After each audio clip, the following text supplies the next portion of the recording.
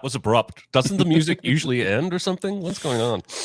Welcome, everybody. Hello, this is Recotopia, episode 73. Today's big recommend is Booksmart. I'm Jeremy Scott. I'm Dicer. He's Dicer. And a special shout out to the chat. We weren't sure we were going to have any chat today. It is a holiday as we record this, July 4th in America. But we do have chatters in here. And thank you guys for spending part of your holiday with us. And I'm looking forward to discussing Booksmart. But we always like to start with some small recommends. Aaron, do you have any small recommends today? Oh boy, do I. Let's start with the movie. Are You There, God? It's me, Margaret. Got a chance to catch up on this one. And this comes to us from Kelly Freeman Craig, directs it, who you may know from The Edge of 17, which I think we both really enjoyed. Yep. This is another coming-of-age tale. It is, of course, based on the Judy Blume novel of Oh So Long Ago. And it's really good. I think one of the main things I like about it is the central performance from Abby Ryder Fortson as the titular Margaret is really good and also feels so authentic to that age. So many times in movies when I see like an adolescent man or an adolescent woman, it feels like they are older than they're being portrayed to be. You know, the 12-year-olds look 16 and the 16-year-olds look 19, and, you know, that's just kind of how it goes. And it really felt like not just her, but all the characters around her felt really age appropriate and dealt with all the things the book deals with about what it means to go through adolescence as a young woman. And it's really good. Add to that Rachel McAdams as the mom, who is good in everything, I think. It's a good time. So it's really interesting. I love movies like this because it's easy to say, well, I've never been an adolescent young woman, so how does it apply to me? Whereas I think the opposite take is the one that I love, which is I've never been an adolescent young woman. What's that like? How can I find empathy for that experience? And I think this movie handles that really well. So it's a good perspective, Aaron. It's a good perspective. Oh, thanks. A lot of people have the opposite perspective. I don't want nothing to do with something that ain't got something to do with me. This leads fairly well into my first small recommend, which is a brand new Netflix movie called Nimona. And friends, this movie is magical. It's so good. You've seen it? Oh, yes. Oh, okay. Did you see it a while back, or did you just... I saw it yesterday. Okay, excellent. I'm so glad you enjoyed it. This is probably the best animated movie Netflix has released to date, and they've put out some good ones. This is a story about... how do I describe this without ruining it? A young shapeshifter who wants to be... a sidekick to a villain. She is young enough that her aspirations for villainy are adorable. Young enough. It's not played as bloodthirsty, but the guy she chooses to be her villain master is somebody the entire world in this movie thinks is a villain and killed their queen, but he didn't actually do it. He was framed, and he's not a villain. And yeah, I don't want to say too much more. I really don't, because it's such a discovery. I was laughing out loud for 45 minutes. And then my brain went, dude, pay attention to what's going on here. Because while it is hilarious, this is the strongest pro-LGBTQ themed movie I've seen in ages. It is right up in your face. If this was released by Disney, which it almost was, we'll talk about that later, I feel like there would be people on Twitter like throwing a massive fit about this movie right now. And for some reason, Netflix's reputation doesn't garner that kind of reaction for LGBTQ related content. And about halfway through the movie, I turned to my wife and I said, oh my God, this movie's also about the Catholic Church. Then at the end of the movie, at the climax of the movie, I shed tears. I was moved. It's just rare. It's just really rare to see a movie for me that can both make me laugh out loud and be moved to tears, all in the same, hour and a half. I'm going to watch it again and again. This was a Blue Sky film. Disney bought Fox, which owned Blue Sky, and ultimately shut Blue Sky down. Disney would never have released this movie anyway, because Disney's idea of being inclusive is to have two characters in the far background puzzle their noses, and that's the end. But Annapurna, I don't know how to say the name of that studio. They came in, revived it, brought in two of the creative people who had helped shape it and made the film, and Netflix came in and said, yeah, we like this. We're going to put this movie out. And I can't recommend it enough. This will 100% be a big recommend on Recotopia before the end. I guarantee it. Well, then I won't say too much, other than I also really, really enjoyed it. I think the voice casting of Riz Ahmed is really stellar here, and Chloe Grace Moretz for that matter. I think they both do great work. I will just say this, that I think there's a central relationship that speaks to what you're talking about the boldness of the representation and inclusion and those kind of things. But I think the broadness that you're talking about with it being about the Catholic Church as well is because the movie speaks to a central core of what it means to be human, which is being othered. Yes. And there are so many of us who feel othered for one reason or another that I think almost anyone can watch this movie and see themselves in it and feel those emotions of, I know what that feels like. I know. And again, that's the beauty of film for me, is knowing that empathy. So yeah, I don't know that I've at least recently seen a movie this compellingly confront how we other each other in such a really direct and intricate way. The story is intricate. That's the other thing. The story is really intricate, and it's really well done. So yeah. It's also about forced history and indoctrination. It's about all these things. Yes.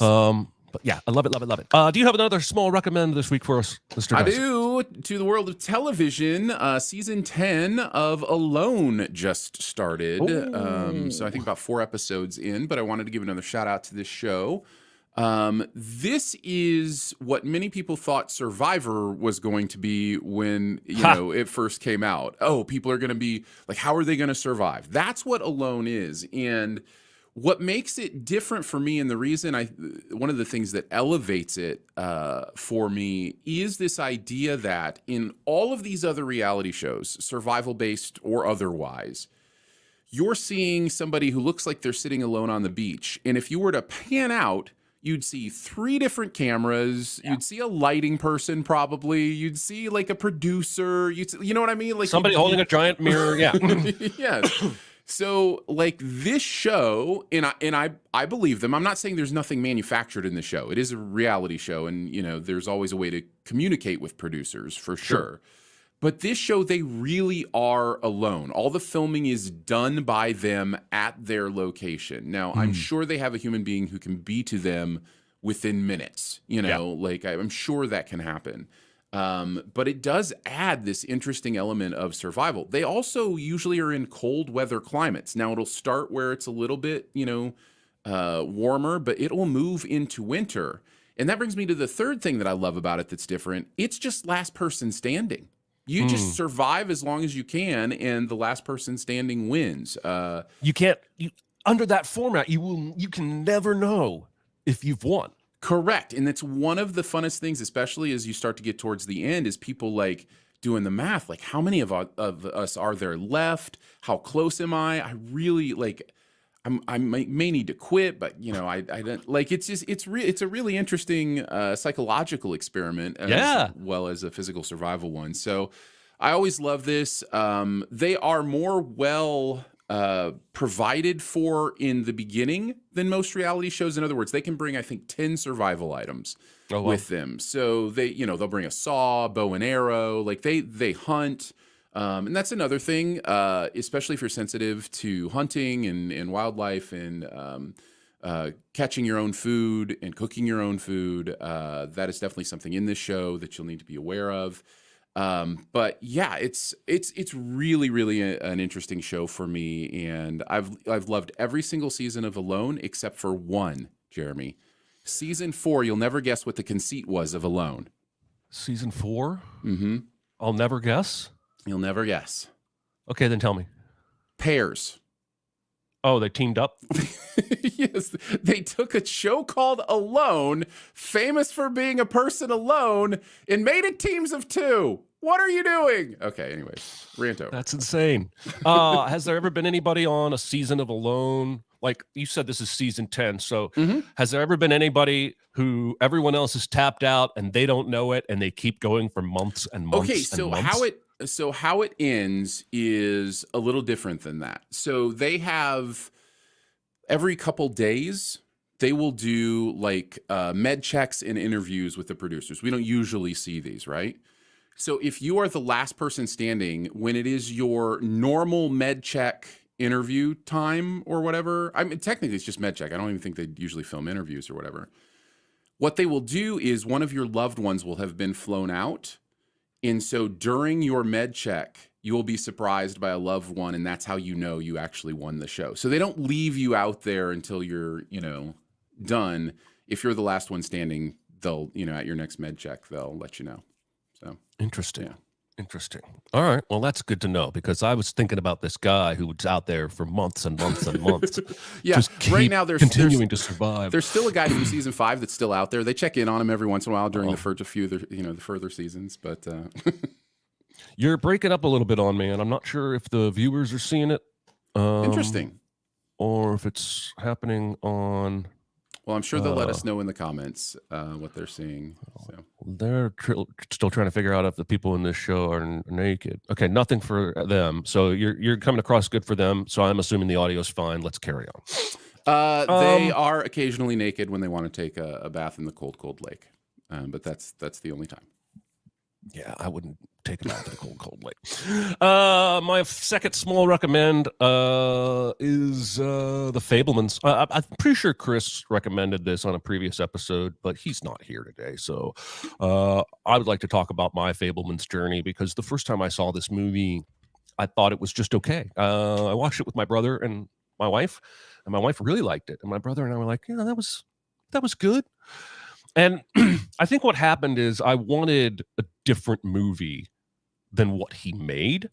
I wanted Steven Spielberg, film director, every single bit of his learning and experience and knowledge and like how a biopic.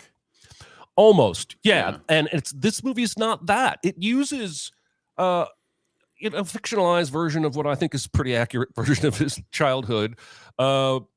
It's not a story about my movie maker. It's a story about family and mothers and sons and fathers and sons. And I watched it again about a week ago and had just a wildly different experience. And I was able to see all the beautiful acting work, which is pretty subtle, other than Judd Hirsch. And even Seth Rogen, I think is surprisingly good in this movie. And so, yeah, I would recommend this movie wholeheartedly now. It's probably, I would call it the best Spielberg I've seen in years. I think it's better than West Side Story. What did he make? What did he make before West Side Story? Well, there was The Post. Yeah, it's better than that. See. Anyway, yeah, I once I shed the idea of what I had originally thought this movie was and kind of went in knowing it's not going to be that, I was able to see what he was really trying to say. And, I don't really think it's a movie about him. If anything, I think it's a movie about his mother. But really enjoyed it. Found it a lot more human and relatable. And so The Fabelmans, that's my other small recommend. Yeah, it's interesting because for me, what I realized is it's the story not of him, it's the story of how he became the him, like how he Yes. sees the world, right? Right from the beginning, we're shown what movies did for him. They conquered a fear for him. So you get Yep. the sense now when you look at any Steven Spielberg movie that he's wrestling with his own anxieties. He's wrestling with his own fears, and the idea of him being like opening up this part of his childhood is one of his biggest fears. So it's like it's almost this like recursive kind of emotional catharsis that he's doing in this. It's So like what do they call it? Mobius strip thing. You know what I'm talking about? yeah. That turns back in on itself. It's like Yeah, that. Mobius. Definitely not Mobius. Morbius. Definitely Mobius. It's Morbin time, Aaron. Ready Player One was actually the one directly before West Side Story. And I don't like Ready Player One. And then The Post, then the BFG, and then Bridge of Spies, and then Lincoln. That's a good one. Lincoln's really good. So. All right, everybody. It's time to dive into this week's big recommend. This week, we're talking about Booksmart. This is a movie I had not seen since I had last seen it. Thanks, Jeremy. I saw it when it came out, and then I bought it on Amazon and watched it one time, and that was probably 4 or 5 years ago. And I'm happy to say that I still really, really, really enjoy this movie. It's still really relatable. It is a very human story with outrageous behavior. It's a female Superbad, if you want to call it that. But we start with Molly and Amy. Molly and Amy are our two key characters. Molly is Beanie Feldstein. Amy is Caitlin Deaver. And they're going to go to school. Amy has pulled up to pick up Molly from school. This is probably one of my favorite scenes in the whole movie is you're hearing this dance song. And like she gets out of the car and they start dancing and Beanie Feldstein starts dancing. And then the music cuts out because there's no music in real life. And they're still dancing. And they're like, hey, we got to go to school or what? And it's just outright adorable. And if you don't fall in love with these two and their friendship right out of the gate, you're going to have a bad time. Because the movie really... What kind of human are you, really? really keys in on it. So it's the last day of school. Tomorrow's graduation. And we learn some key information here right out of the gate. We learn that Amy has a crush on a girl named Ryan, who's kind of a skater girl. And we learn that people don't really have much respect for Molly and Amy, specifically Molly. Molly's in the bathroom. Apparently this high school has co-ed bathrooms. I don't know what's going on there, but she overhears a couple of guys and a girl who is Molly Gordon from The Bear season 2, talking shit about her. She's right there in the bathroom and they're saying all this terrible stuff about her. And she comes out. She's very confident. She says, oh, don't stop on my account. She's absolutely owning the moment. And she says, I may be lame, but, going to Yale and I'm going to do this and that. And here's my GPA and here's my recommendations. And then the whole hook, the inciting incident of the entire movie, is when she finds out that all three of these people have incredible futures lined up. One is going to Yale. That's Molly Gordon. I don't remember her character's name. Triple A is what they call her. It's Annabelle. Annabelle, yes. And another one of the guys is going to, I don't know, another awesome school. And then another dude is skipping college because Google's hiring him in like a 6-figure salary. And she has six figures, he says. Six figures. This absolutely wrecks her entire worldview. She goes out into the hallway and starts running up to people going, where are you going to college? Where are you going to college?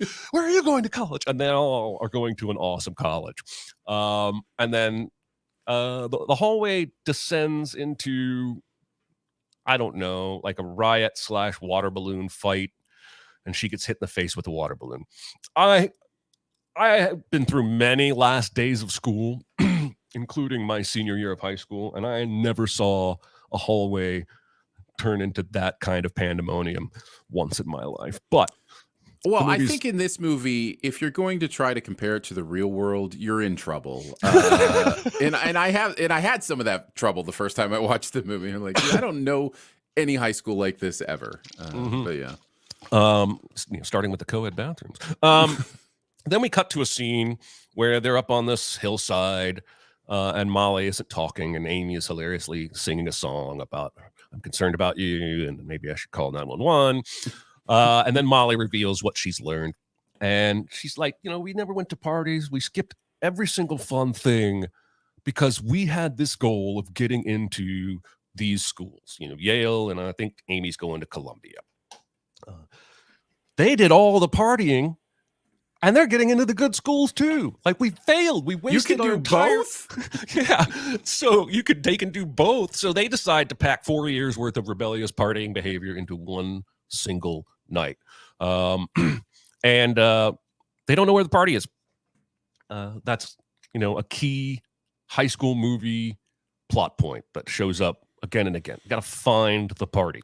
And I don't mind in this movie because the party's not a MacGuffin. Like once we get to the party, that's where all the payoff happens. So they call Jared, calls himself Jared Bear. He's a weird rich kid who always says hi to them for some reason, and they think it's weird, but they think he might know where the party is, and he comes to pick them up.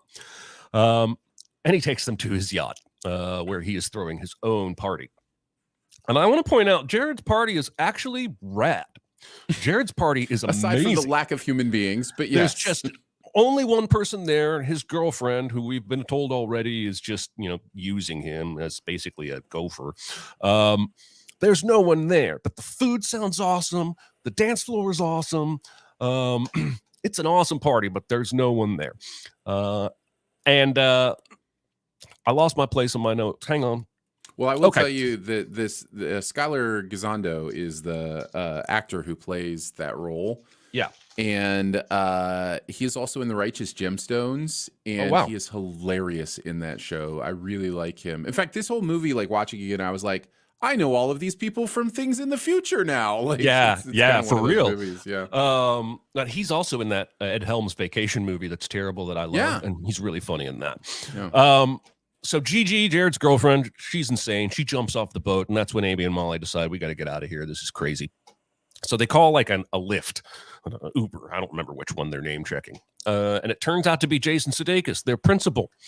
And he's overly chatty about his outside of school pursuits.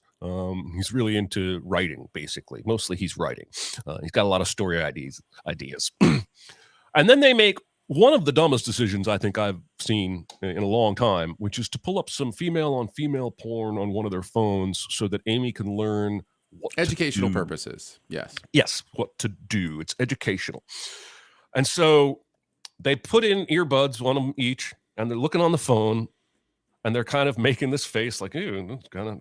And then their driver very helpfully says, "Oh, if you want to listen to your music, I can turn the whole car on," and blah, blah, blah. And they plug their phone in to charge it. And so we get my favorite subtitle in all of movie history in this moment. And it is, I quote, "rapid squelching." And that is the best way to describe the noise that comes through this car's speakers. And not they're Cardi horrified. B. Yes, they're horrified. He goes, what does he say? Is that Cardi B? You just said that. Yeah. And he drops him off at the party. But guess what? It's the wrong party. This time they're at the Theater Guys party. I love the Theater Guys. I would be friends with those guys in real life. For sure. And they're doing a murder mystery party. And there's a little hilarious bit where one of them refuses to break character when answering their questions about where they're at and keeps accusing them of things. But then they run into Gigi, who somehow, after jumping off the yacht, got to this party before them. Gigi is using a Star Trek transporter this entire movie. Well, Billie Lourd wasn't supposed to be in as much of the movie as she is until they like started getting the dailies, and they're like, "Okay, you're going to be at all the parties." Oh, like... that's funny. That's funny. And she force feeds them strawberries. No, actually, she did this back on the yacht. Taking bad notes. It was late at night. I'm sorry, folks. But then she says, I would have thought the strawberries would have kicked in by now. And that's where she tells him that she'd laced them with the drug I don't know how to pronounce. And we get what I think is a pretty hilarious drug vision hallucination scene where they see themselves as sort of Barbie dolls. We get the Barbie movie. Yeah. And I want everybody to know I went and Googled, and they actually did stop motion for this. I thought when I was watching it this time through, I paused it. I thought, they just animated this, right? No, they went and did stop motion for this whole thing. And that's always a lot more effort. The part where she takes her doll clothes off and starts admiring her doll body and sexualizing herself as a doll is one of the funniest things I've ever seen in a movie. It's both funny and unsettling. Yes, yeah, of course. And it's awesome. So they have a brief argument. They remind each other they're both awesome. And then they decide, hey, we're smart. Let's go to the library to look up property records, which is actually pretty smart. Earlier in the movie, Amy's trying to convince her that, we're rebellious. We have fake IDs. And Molly says, we have college fake IDs so that we can get into the 24-hour library. I just think they're adorable. I think part of the reason I connected these kids, as an aside, is that this was me. I didn't set out to avoid fun and parties. I just didn't get invited because I was viewed as a nerd, as a guy who gets good grades and studies.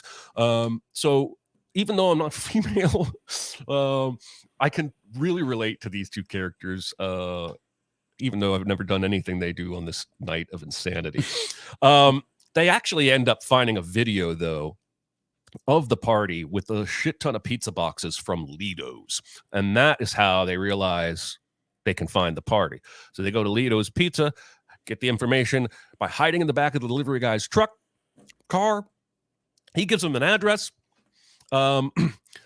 And they call for a ride, but then the ride shows up, and it's their teacher, Miss Fine, who's a cool teacher, and she is also an Uber driver. Everybody in this movie has a side hustle. Oh, that's not how I took it. I think they had her number from earlier in the movie, and in a last gasp effort with 2% battery, left a message hoping that she would come get them. It's weird. I've got 15 paragraphs of notes. They're detailed as hell, but I put the wrong details in, and I leave out the ones I need. Anyway, I'm here for you, man. I'm here for you. I wrote, she of all people knows the correct address. So they finally get to the actual party.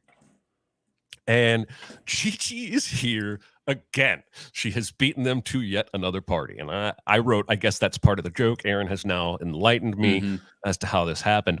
Amy immediately finds Ryan, the girl she's crushing on, and they kind of are hanging out. There's also going on an incredible Alanis Morissette karaoke performance that reminded me of the kid in Can't Hardly Wait doing Guns N' Roses. I don't know if you remember that, but and Amy thrives at karaoke. Molly starts bonding with her vice president, Nick, who's a dumb jock that she's realized she has a crush on. And they bond over Harry Potter houses, which I don't really care about that crap. I thought that was kind of cool. And I actually hate the next scene. Just the way he was like, yeah, you are. Just amazing. The next scene, it's great. I just hate it emotionally. Amy follows Ryan to the pool. They both kind of disrobe a bit and jump into the pool, and she swims underwater. And then she comes up and finds her crush kissing a dude, and it's Nick of all people, the guy that Molly has a crush on. So she's been crushing on a straight girl. I have no context for that, but I imagine it's incredibly upsetting. And there is a lovely one shot as she gets out of the pool and puts on her dress and goes looking for Molly. And I feel like she's really frightened now. She wants to go home. But then we have the big fight, because the protagonists always have to have a fight at the third act. That is a movie requirement. And she wants to leave, but Molly doesn't want to. And she calls Malala, which is their code word for basically, I'm so serious, you have to do what I'm asking. That's used earlier in the movie. Molly uses it to get Amy involved in this chasing the party. But when Amy invokes it, Molly refuses. And then secrets kind of pour out. Amy's not going to college next year. She's taking a whole gap year. She didn't tell Molly because Molly plans every detail of their life down to the minute, and it's very controlling. And the argument does this beautiful thing where it dissolves into piano music and silence. And it's pretty affecting because you can still read lips in some of the things that they're saying, but you don't need to know that they have started hitting deeper and deeper and deeper, and they're saying things that'll be hard to take back.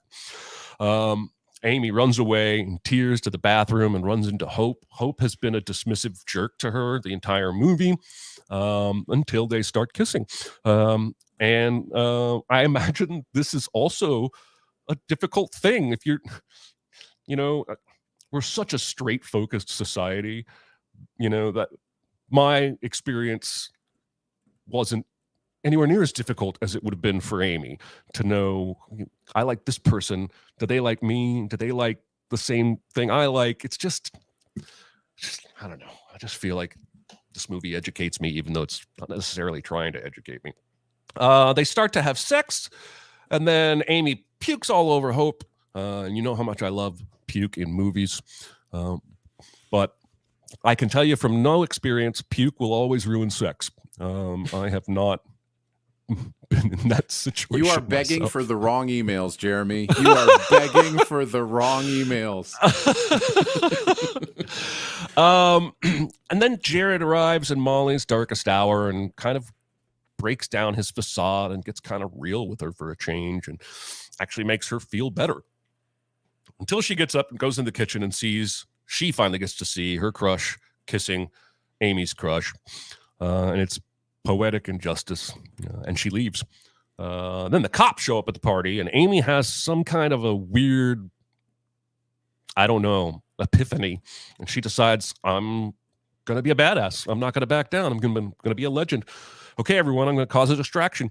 And we don't actually get to see the distraction. We get to see her running towards the cops, and then it cuts away to Molly, who's walking home. Lo and behold, I think they're in L.A., but somehow AAA pulls up right beside Molly, her classmate. Says, hey, do you need a ride? And they have generally hated each other, so she's reluctant, but she does get in. And there's a pretty hilarious scene of them bonding and realizing that nobody is really who the school has decided they are. And I think that may be one of the main messages of the movie is that, you get to be in charge of that, like who you're going to be. No matter what the labels are that people are going to put on you. We get cut to the next morning. She wakes up and sees all these messages. And then there's video. Everybody in the school thinks Amy's a legend now because she got arrested to save the party. Everyone else got away. And there's this hilarious video of her being led in cuffs to the car, and she's just riffing about prisons. She's like, there are more prisons than colleges in the United States. Did you know that? It costs $71,000 to house an inmate in California. That's more than Harvard. And then before she gets in the back, she calls shotgun. And it's probably my biggest laughs in the whole movie is probably that video. Anyway, Molly decides to go to prison to visit Amy, and she apologizes. They both apologize. They make up. This was always going to happen, and I'm not upset that it does. But the biggest convenience in the entire movie, which is full of conveniences, is that walking into the prison, Molly sees a wanted poster, and it's the pizza guy. And she is able to trade that information to get Amy out of jail. And again, like you said, comparing to the real world in this movie, that's not how jail works. Nothing in this movie is how anything works. But she's got Jared's car, which is this rad rainbow Trans Am. And we get a fun scene of them driving to graduation in a speeding. They should be arrested 5 times on the way to graduation. Everyone at graduation is worried. What's going to happen? They're not here. And Jared comes up to the principal and says, well, she told me to come in her stead and give her speech. So he starts giving the speech, and the crowd kind of enjoys it, but then they show up. And Molly gives a spontaneous speech, no prepared remarks here. The class loves it, standing ovation. Um, and then we get sort of the denouement here, where Amy's packing up, getting ready to go to Botswana, and Hope comes to visit and brings some of her clothes back. And they flirt a bit outside, and it keeps cutting to Molly in the window losing her shit because she doesn't know any of this. She doesn't know anything about what happened between them. All she knows is that Hope has been a jerk to them, and now she's flirting with Amy. And then Molly's dropping off Amy at the airport, and they have a nice touching scene of, we're good friends, I'll see you, yada, yada. And it actually gets really touching as Amy walks away. And they both shed tears, and you realize that they're not in a relationship that is romantic, but they're tighter than a lot of friendships, and they're really going to feel the absence of each other. And before you can actually get emotional yourself, the movie basically slams on the brakes, literally, and they decide to go get pancakes and maybe be late for the flight. And that is how we end. Aaron, let us know some of your thoughts about. I have plenty. I will say, because you bring up the ending, I was just mentioning, I think it was actually in our Slack. I was just mentioning how movies used to end so well.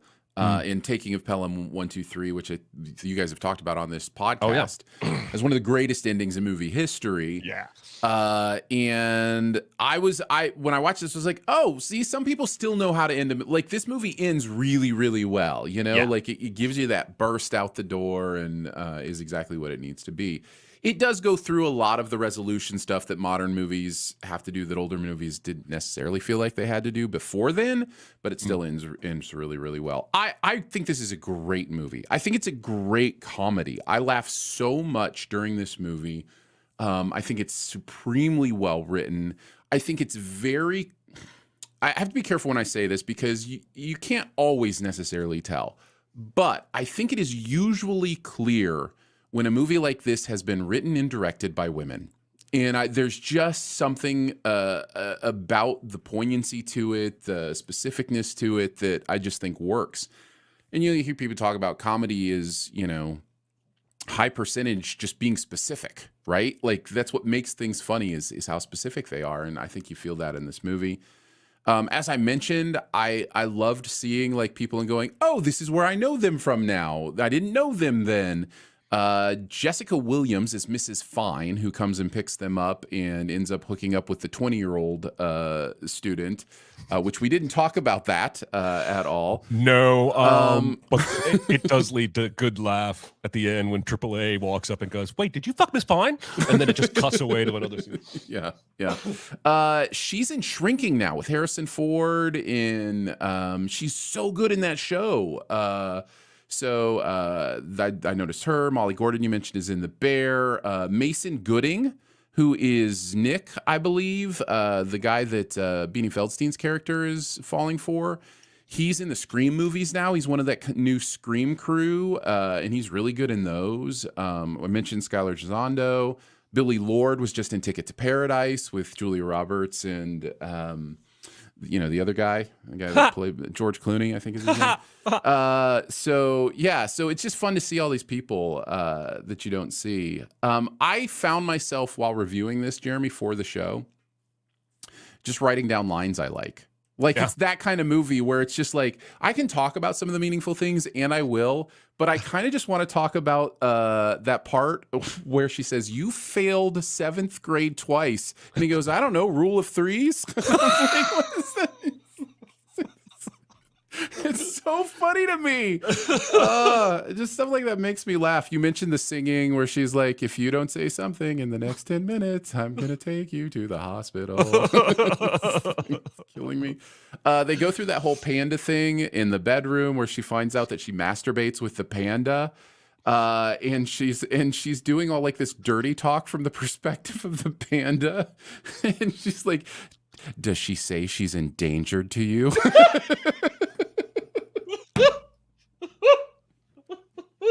I'm just like, that panda comes back too. That's a great. Yes, there's a lot of good setup and payoff in this movie, which is another thing that makes a good comedy. And honestly, there's another part of this when I was reading. because Olivia Wilde, who I don't think we talked much about so far, directed this.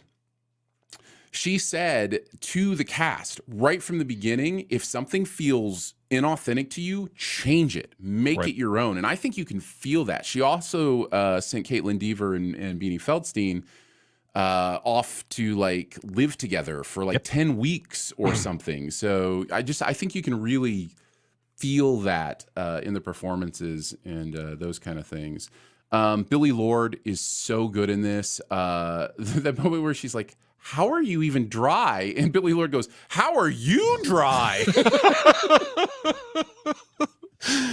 They have great chemistry. You know, you have to have that for a good comedy to work. Yeah, But what's wild is that the original iterations of this movie, like Beanie Feldstein was auditioning to play a different character that they eventually wrote out of the script. And then Olivia Wilde came on and said, no, I want her to be the second lead. So yeah, I think Olivia Wilde did so much right with this movie that Don't Worry, Darling can be overlooked. We can forgive it. I mean, for me, I would be still pretty interested to see what she does next, because it's not just a funny comedy. There's a lot of little touches in here that I think show, you know, a lot of deep thought. Oh, for sure. And one of the things I wanted to mention was you mentioned that you didn't like the scene, not because it was bad, but because of how dramatic it is. It's by the way, the music they use in this is so good and so perfect. The whole soundtrack is so good. But my favorite needle drop is there. It's Perfume Genius, Slip Away is the name of the song. And it starts playing and things go into slow motion. And it is so perfect for what happens for the next 5 minutes, because that song is both like the joy and the beauty of finding something new and mysterious. And then it transitions so easily into the pain and trauma of realizing things aren't what you thought they were. It's really brilliant filmmaking. In fact, I'm almost liable to see that like 5-minute section as its own short film that I love, almost completely separate from the movie Booksmart. Because honestly, the authentic stuff in this movie is good. There's some meaningful stuff that they're doing here, some meaningful stuff that they're saying. But it's harder for me to really dig into that when the whole movie is a little bit Looney Tunes, right? Like it's, you know, it is possible. And certainly movies can tiptoe that tone. But for me, like the authenticity part starts to be a little harder when you've got all these things that just don't happen in the real world, you know, going on around it. It's like a distracting kind of thing, suspension of disbelief kind of thing. But that scene, man, is so good. I think it's the best part from a filmmaking standpoint of the entire movie. There's one other thing I wanted to mention. At one point, when the pizza guy comes out, by the way, that whole thing where he's like, you don't know me. Why are you just giving me your information? It turns out later he's like a serial killer or whatever as part of the plot. There's this thing he's saying when he's walking out, which is like 2 half sausage, 2 half cheese. That's just 1 sausage and 1 cheese, you idiots, or something like that. And I wanted to bring that up because my boys have all worked in pizza delivery in their times. They get that specific order.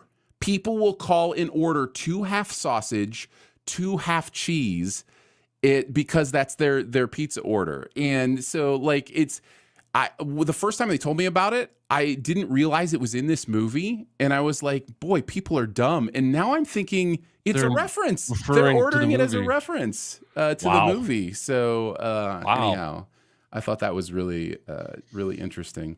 I also don't understand ordering it that way. Wouldn't you just say 2 half sausage, half cheese? Why do you have the second 2 in there? 2 half sausage, 2 half cheese. That sounds like 4 halves of a pizza and not 2 pizzas. Yeah, it'd be a half sausage. 2 half sausage, half cheese pizzas. Yeah. All right. Well, we're maybe going to have no time for questions. We'll see. But we have to first get to the super secret double feature. And that is Aaron's responsibility. It is my responsibility. I thought deeply about this one. Also, can I just say I felt really sorry for these guys graduating from high school in 2019, knowing that the first couple years of their college experience were going to be deep in COVID. which is something I never thought about this movie when I saw it the first time. So that was interesting. So as far as the double feature goes, one of the influences that Olivia Wilde mentioned for making of this film was Training Day. Training Day. And I was having a hard time like putting together how that works. So I briefly considered using Training Day as the secret double feature just to mess with you, but decided to go with something a little more female focused. And it came down to either Thelma and Louise, which I thought might be an interesting one in dealing with female friendship, or this one, which I decided to go with. The super secret double feature is Romeo and Michelle's high school reunion. I think this speaks to both the idea of female friendship, both the idea of high school and what it means. It's a comedy. It's very, very funny. Performances are good. These two, it's Mira Sorvino and Lisa Kudrow.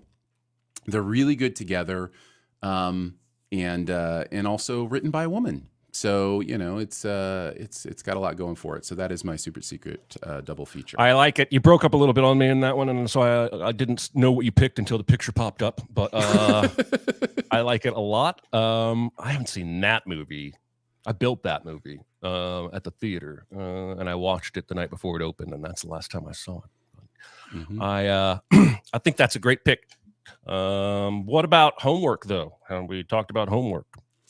So for next week, I'd like to kind of continue in the year 2013, do a little decade retrospective, I guess, with the last couple recommends, and go with Inside Llewyn Davis, Coen Brothers movie that I think is criminally underseen. I am not the only one who believes this is top 5 Coen, and that's saying something when you start to think about the list of Coen Brothers movies. So, Inside Llewyn Davis is one of my favorites. I think it's really great. I'm looking very much forward to getting out the magnifying glass and watching it again and having a good conversation about it. So that will be next week's homework. Awesome. Is that streaming anywhere, or are we renting It is on Showtime and by relation Paramount Plus. Okay. So those two services are now combined. So if you have Paramount Plus, you should have access to it. If not, if you have Showtime on your cable provider or whatever, it should be available to stream there. So keep making changes to these things. So I tried to watch a baseball game on Peacock 2 days ago. Yeah. And they were like, "Oh, you need to upgrade to Peacock Premium for $5 more a month to watch this baseball game." And I'm like, I'm not going to do that. That's why, see, Jeremy, that's why I just do the premium ad-free, the highest I can pay right from the beginning. That way they can't ever do that to me. So yeah, but okay. Well, anyway, let's do a question or two, and then let's get out of here so everybody can go have a 4th of July grill out or fish and chips or whatever I saw in that chat. Okay, here's one. Name a place in a movie you really want to go on vacation, real or fictional. I did both, real and fictional. And I think the fictional one I'll start with because it's a little more broad. But like if I can go anywhere in fictional, I know this is taking my life into my own hands. I want to go see Jurassic World. I want to go to that amusement park. Like that looked amazing. I mean, I know everybody died, but like it looked really, really cool. It'd be worth it. Totally worth it. I also mentioned Helm's Deep. I thought would be really cool to actually exist as a real place and go on vacation too. So interesting. Those are my two fictional ones. As far as real ones, let's see. I lost my notes. Yep, happens to the best of us. Go for it. You say something. I'll try to find my notes here. All right. So I love visiting places in real life that I've seen in movies. It gives me a very unique rush. So when Chris and I went to see the Redwoods in San Francisco, where they had shot some of Dawn of the Planet of the Apes. That was awesome, but also the Redwoods, that's a top 10 experience of my entire life, seeing those trees. And the restaurant Tavern on the Green at Central Park, ate there when we went to New York, and that's in several movies. And then the beach from the movie The Beach is my real place I would like to go. I don't want the journey. It seems rather difficult to get to. But if you could boat me there and I could see that circular, pristine It's gorgeous, beach, man. it's Yeah. incredible. I wonder if it still looks like that. I don't know. You have to wonder if that movie didn't bring a whole bunch of unwanted gawkers and tourists and whatnot. I doubt there are real militant marijuana farmers on the island. But yeah, I bet it turned it into like the stairs in the Joker movie. I did find my notes, and the real places I would want to go are Petra in Jordan from Last Crusade. Is a really cool place. Yeah. And then the Moon from First Man. I would love to go to the Moon. That is a real place that I think would be cool to go to. So. Awesome. The Moon. Fictional place, I wrote the wrong name, but I want to go to Gusteau's from Ratatouille. And this is very similar to your Jurassic one, Hawthorne from The Menu. Right, yes. Only I don't want to die. I just want to eat the food.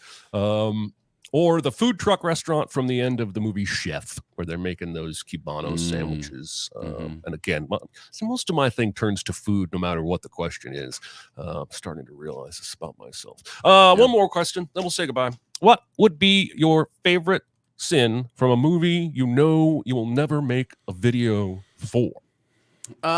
This is an interesting question because there are actually the longer we do this, the fewer and fewer movies we would never sin. There are still some on that list, but like we're finding ways to sin new and interesting things. Like the one I chose, Sound of Music. I can actually maybe see us sinning that, at some point. But it's like one of those you wouldn't think necessarily we would sin.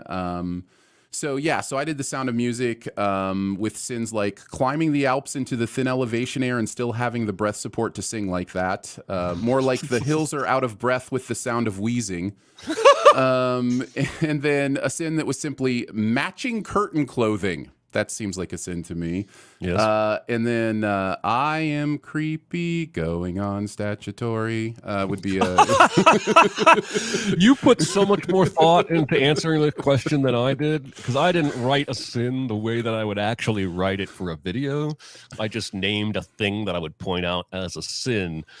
But for the Muppets Take Manhattan, there's no way a single frog's voice from the top of the Empire State Building would carry to the ground. That's absurd. It's true. It's true. It's true. All right, everybody. Thank you to the chat for coming out. You guys are awesome on a holiday, weighing in and giving us feedback. That's going to do it for this week's show. Next week's homework is Inside Llewyn Davis. And we'll see you next time, everybody. Goodbye. Bye, guys.